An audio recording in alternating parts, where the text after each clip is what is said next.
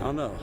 It's not really, it's unthinkable. An entire community mourning the loss of a father, son, and grandfather after a fishing trip ends in tragedy. You know, hopefully everybody can learn from everybody's mistakes, take something from it. And we look at the one device that can prevent something like this from happening. We have to remember it's safety first. Police officers are out there to do a job. And why some law enforcement officials say Florida legislators are making it tougher to keep you safe on the water. This is CBS 12 News at 10 on the CW34. You could be here today and gone today, So you gotta live life and cherish every moment, Now at 10, a family ripped apart by tragedy as a fun outing on the water changes in an instant. 9-year-old Jaden Jones, his father, Palm Beach County Sheriff's Deputy Fernandez Jones, and the boy's grandfather, 71-year-old Willis Bell, are all confirmed dead. The three, along with their cousin Robert Stewart, went fishing Sunday morning in their 20-foot Sea Ray, which took on water 6 miles off of shore. The first call of help happened around 12 hours after the boat went under. Jones and Bell died within hours of that boat going under the water. This is video of Robert Stewart, the only survivor who was able to flag down a Martin County Sheriff's helicopter, clearly exhausted after he spent all night struggling to stay afloat in rough seas. We are told he held onto the boy as long as he could. He is still in the hospital tonight, listed in serious condition. No word yet on a timeline for his release. A mother and wife is struggling tonight after losing her husband, son, and family member. We spoke with a cousin who says Jaden and his dad were inseparable. It's a lot to take in, so we're still trying to take it in.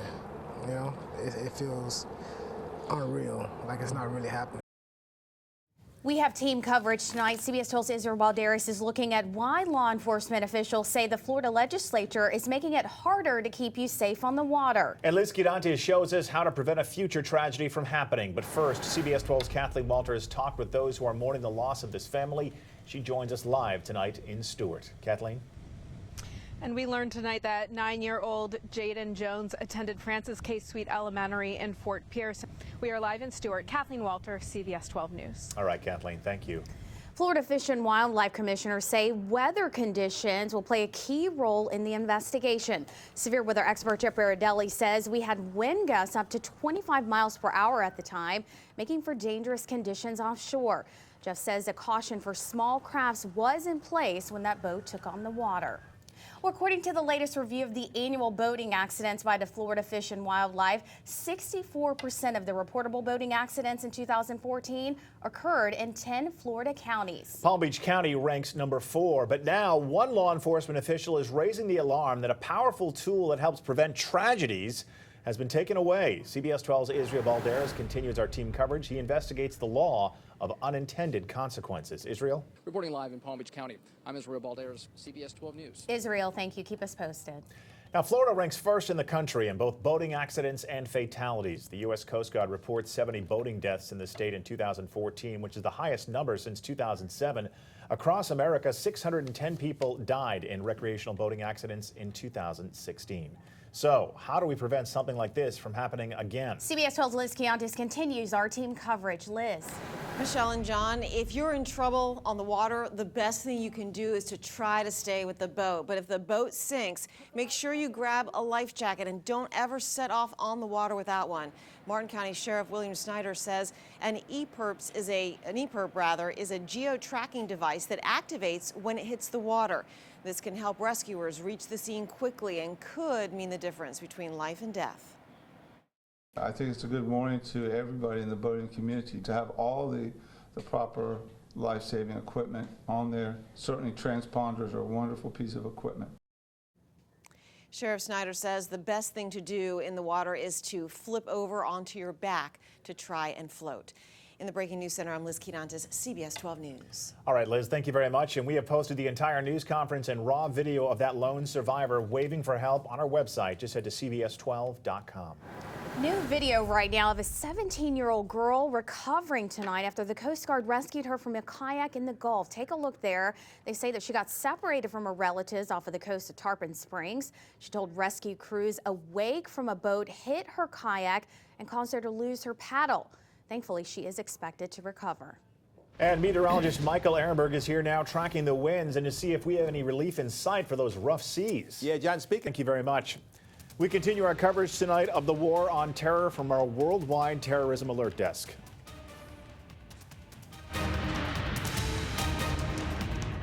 From the Terrorism Alert Desk in Washington, I'm Michelle Marsh. Belgium official. Terrorism Alert Desk in Washington, I'm Michelle Marsh.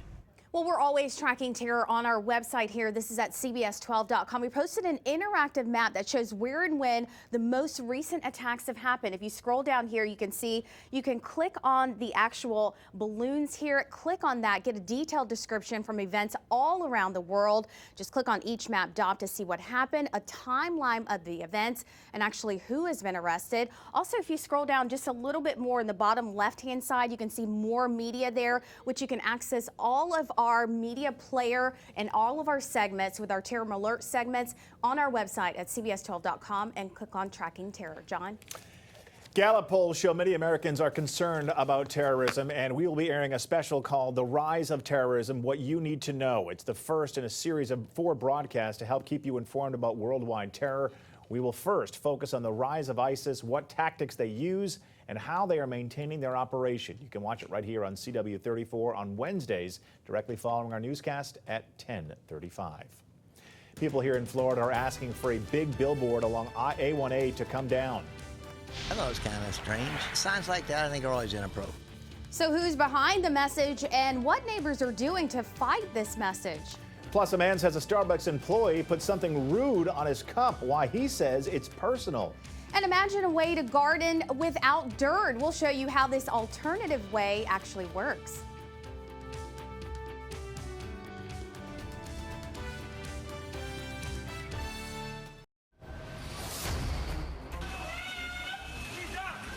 This is yet another reminder that the world must unite. The world is standing together tonight, remembering the 31 lives lost in 2 separate terror attacks. I saw many injuries. I saw people dead. I saw everything broken. It's just terrible. We die and bleed a little bit right here in the United States of America. And what's next for our country as those responsible are brought to justice? Together, we will defeat the terrorist threat. We will do whatever is necessary to support our friend and ally Belgium in bringing to justice those who are responsible. This is CBS 12 News at 10 on the CW34. Our coverage of the war on terror turns to Europe tonight. Right now, the world searches for answers after 2 deadly terror attacks in Belgium. This is new video showing the aftermath as passengers had to evacuate a train tunnel filled with smoke. The story continues to develop at this hour, but here's what we know so far. Right now, 34 people are dead in these 2 separate attacks and about 230 more wounded. At least 14 of those killed were in the airport blast and 20 more in the subway. And ISIS has claimed responsibility for the attack. So why Belgium? A lot of problems come from the city's youth as unemployment and poverty show a not so promising future there, and some turn to ISIS as an escape. Many of the Paris suspects were from Brussels and is also a huge travel hub with NATO and the European Union headquartered there. Belgium is also home per capita to more foreign fighters and jihadists than any other European country. And we are tracking every angle of the attack from right here in Palm Beach County to Europe. From the search for a suspect to local students overseas, we have team coverage tonight. The whole world is on the lookout for the remaining suspect on the loose. CBS 12's Israel Balderas is live in our breaking news center right now, tracking the very latest developments. Israel? Well, John, Islamic State suicide bombers countries, they are expressing solidarity with Belgium. Today's attacks come just 4 days after the man considered the mastermind of the Paris attacks was arrested by Belgian authorities. Some feel, by the way, this may be a retribution. Live in the Breaking News Center, I'm Israel Balderas, CBS 12 News. All right, Israel, thank you. Meantime, 3 missionaries from the LDS Church in Utah were also hurt in the attack today. Church officials have confirmed 66-year-old Richard Norby, 20-year-old Joseph MP, and 19-year-old Mason Wells were all hurt. But luckily, Wells' family says his injuries are not life-threatening. A flight from Brussels that had landed earlier in the day at Orlando Sanford International Airport was held on the tarmac as a precaution. It took off roughly 8 minutes before the first bombs went off inside Brussels Airport, but after a thorough inspection, authorities gave it the all clear. Everyone has been on alert at the airports all around the country, and right now police are on heightened alert at Miami International Airport. The police department and K-9 units were sent to search the airport of any suspicious activity. Airport officials say allow extra time for travel. So far, no changes have been reported for Fort Lauderdale or Hollywood International Airport. So a live look at Palm Beach International Airport right now, and as you can see, things are calm now, but security experts say there's a lot of room for improvement at our airports. We need to adjust our way of life to give up some of that freedom so that we have some better protection for ourselves. Marvin Badler has decades of experience in law enforcement, and he says better awareness inside airports and more intense screenings of passengers, even profiling them, will keep us safe. He encourages changing our mentality to be proactive, but says political correctness can sometimes get in the way. And at least one expert we spoke with says it's only a matter of time before we are attacked here at home. One retired CIA officer says the U.S. needs to adjust our security protocols to make sure that we stay safe. First step for America is to step up and recognize what the threat is and then deal with it effectively. And immigration policies and visa policies need to be changed to reflect that. Fred Russman also says the terrorists were sending a clear message to the United States by possibly targeting a Starbucks and American Airlines. The Martin County Sheriff's Office says they are actively working with the FBI, and right now a specially trained deputy is working with a joint task force. That deputy monitors any potential threats and passes those along to state and federal employees. That task force started right after 9/11. They're willing to bring terrorism to a sophisticated Western country with modern law enforcement techniques. They're also willing and capable to do it here in the United States. Every deputy on the force has recently gone through updated active shooter training. Now, the attacks in Belgium tonight are hitting too close to home for some local parents whose children are there right now for a school trip. CBS 12's Kathleen Walter is live at Suncoast High School tonight in Riviera Beach with the latest. Kathleen. During the situation, they say this trip was not sanctioned by the school district. The students return home on Saturday. Reporting live in Riviera Beach, Kathleen Walter, CBS 12 News. All right, Kathleen, thank you. The terror attack in Brussels is one of hundreds in just the last year. Here's a timeline of the three biggest attacks since last March. Back on May 3rd, 2015, two men with sympathy for terrorist groups were killed outside of a Mohammed cartoon contest in Garland, Texas. On November 13th, a number of coordinated terror attacks in Paris left 130 people dead. And on December 16th, two terrorists in San Bernardino, California, killed 14 people at a government building. We posted an interactive map of terrorist attacks on our website. Take a look here. It's at cbs12.com. Once you're here, you can actually see all of the recent terror attacks from around the world. You actually just click on it and you can get some details on each of those attacks and also a detailed description and timeline. You can also watch all of our recent media segments also from our terror alert desk, from our video player. You can see that on the left-hand side. Just head to cbs12.com and click on Tracking Terror. We are the only station in the market to daily track terror. We've also posted pictures of the wanted man, how Congresswoman Lois Frankel responded, and also how celebrities and Miley Cyrus and other celebrities are now helping the victims. You can find those stories and more on cbs12.com. All right, everybody. So this morning, your hour-by-hour forecast. Jeff, thank you.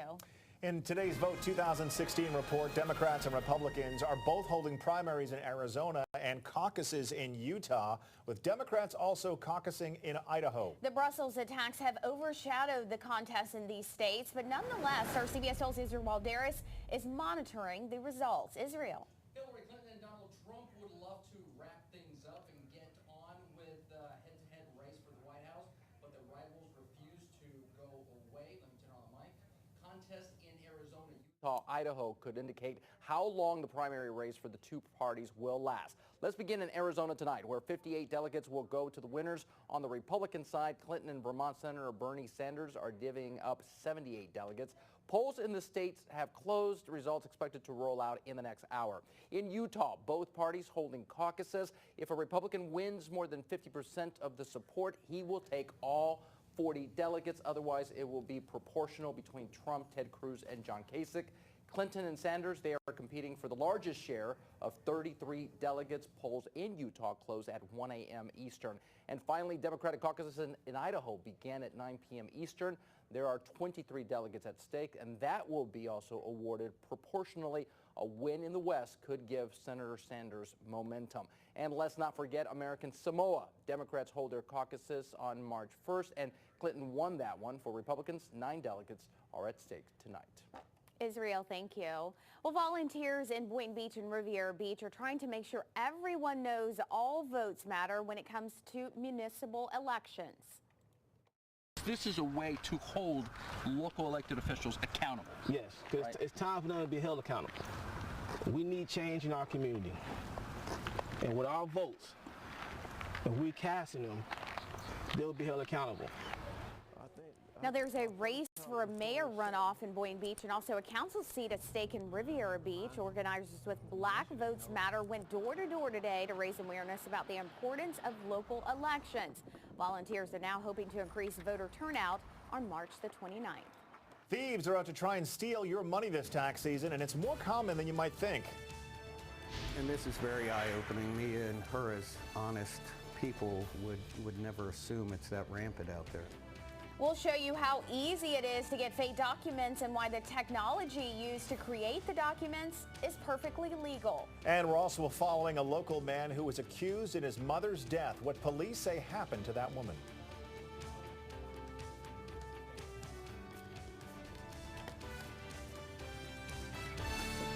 Responsible for a kidnapping right here in Palm Beach County.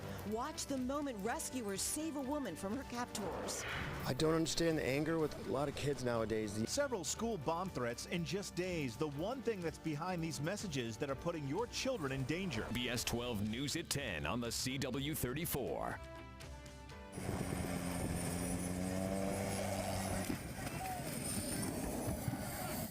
New video of the moment a helicopter crashes into the water. Watch what happens next and how everyone was able to survive. That story in just minutes. But first, tonight deputies are searching for 2 kidnappers who abducted a woman. The woman was taken from an intersection in Wellington and found hours later 65 miles south in Hialeah. CBS 12's Kathleen Walter is live in Wellington with the new sketch investigators want you to see. Kathleen? Anyone with information is asked to contact Crime Stoppers. Reporting live in Wellington, Kathleen Walter, CBS 12 News. All right, Kathleen, thank you. Right now, Jupiter police need your help in finding this person. Police say this well-dressed man walked into a Wells Fargo bank along Indiantown Road and told the bank teller he had a weapon. He got away with cash, and police say he could be involved in other recent bank robberies in Boca Raton and Miami Lakes. New tonight, police are arresting 2 teenagers for 2 threats against students in Martin County. Perhaps even more alarming, threats like these are now happening weekly, sometimes daily. CBS 12's Al Pefley is investigating the cost it has on all of us. He joins us live at Martin County High with what he found out. Al? And it'll be up to prosecutors to decide if they will be charged as adults. Live in Stewart, Al Pefley, CBS 12 News. All right, Al, thank you. Police have now named a man who died in one of 3 Delray Beach shootings just hours apart. Officers say 30-year-old Jarvis Collins drove himself to the fire station after being shot. He later died at the hospital. Earlier, 19-year-old Travonta King was shot, then run over by a car. Neighbors say they're tired of the violence. I just wish that all of this here would just stop, you know? Just stop. You want to shoot somebody, put on a uniform and go over there where they need you. Collins is listed as a city employee. Detectives are still trying to figure out if the shootings are connected. All right, everybody, the big weather story for the next 24 hours at least is that the wind is really picking up today. All right, Jeff, thank you. City of Delray Beach has more than doubled your tax dollars. City commissioners bought the Auburn Trace apartment complex last year for $4 million, and they just sold it for more than $10 million. A New York real estate investment firm bought it. New tonight at 10, Governor Rick Scott is on Palm Beach, and he's speaking to CBS 12 about water runoff from Lake Okeechobee. We got to save the wildlife that's down there because Everglades are saturated right now. He's working with the Army Corps of Engineers to push water south from Lake Okeechobee. He spoke about the Zika cases in Florida and says the state is doing everything to be prepared for the worst case scenario. Governor Scott also says tourism is a role which creates jobs in our state. CBS 12 investigates. We are uncovering new information tonight showing just how far an 18-year-old man went into making others believe he was an actual licensed doctor. And I would simply ask that if you could please pray for us in this time, that everything that's happened, that we get the truth out of it. And not only the truth, but we can shed some good light. Malachi Love Robinson says he was licensed for, quote, homeopathic medicine. The state says he's not. In fact, they haven't even issued such a license since about 1985. Investigators also say he admitted that he's never attended medical school, and the 3 licenses and 3 college degrees he claimed to have are fraudulent. So far, no date has been set for him to reappear in court. A Martin County deputy just happened to walk into a gas station as it was being robbed. Deputy Matthew Fritchie walked into the Stewart Chevron, and he describes what he saw that took him by surprise. When I walked in, the face that they had on them, they were in complete fear. It turned out 24-year-old Dominique Pierce was robbing the store with a fake gun. Deputy Fritchie says he just happened to stop at that gas station because he had a craving for sunflower seeds.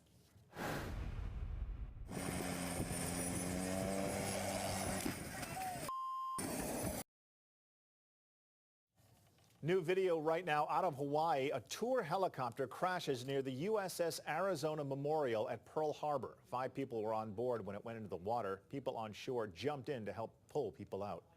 You know, if he would hit on land, there was 100 people standing right there. He would have hurt a lot of people, but the pilot looked like he pulled it back into the water.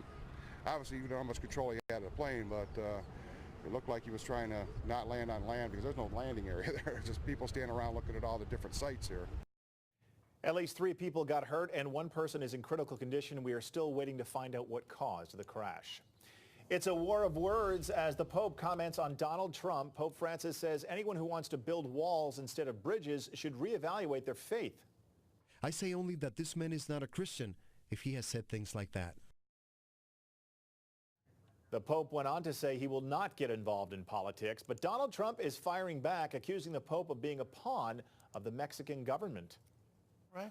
He said negative things about me because the Mexican government convinced him that Trump is not a good guy, because I want to have a strong border. I want to stop illegal immigration. I want to stop people from being killed.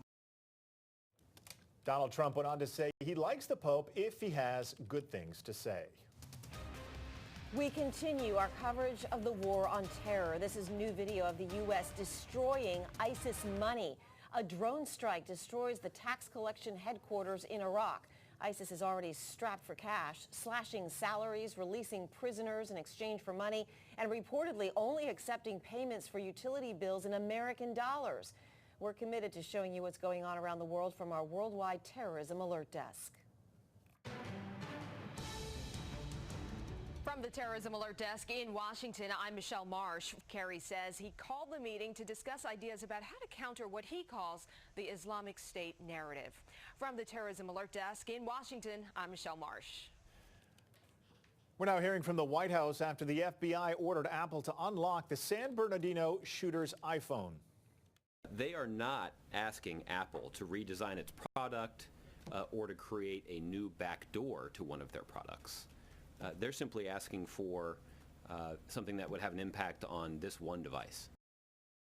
Apple says it's fighting the government's order, and they're even prepared to fight all the way to the U.S. Supreme Court. CEO Tim Cook argues disabling the security feature would make all iPhones vulnerable. Google has now come out in support of Apple. New tonight, 6 South Florida bands rocked out to compete for a chance to play at Sunfest.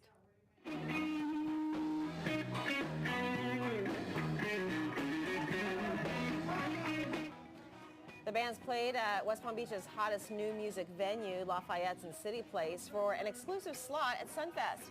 The Ethan Parker Band, the Resolvers, Spread the Dub, Raggy Monster, and the Metropolitan battled it out to see which local band reigns supreme. As soon as we find out who the winner is, we will let you know.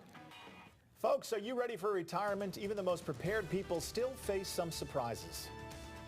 I think if you can get up in the morning and say, "Good morning, God," rather than "Good God, it's morning," that's a start of a good day.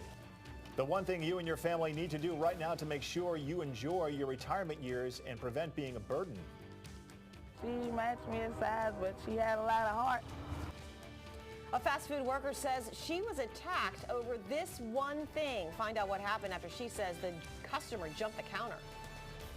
And windy and cool weather moving into South Florida, but what does that mean for your weekend? And how about the next severe weather maker heading our way? I'll have your forecast coming up.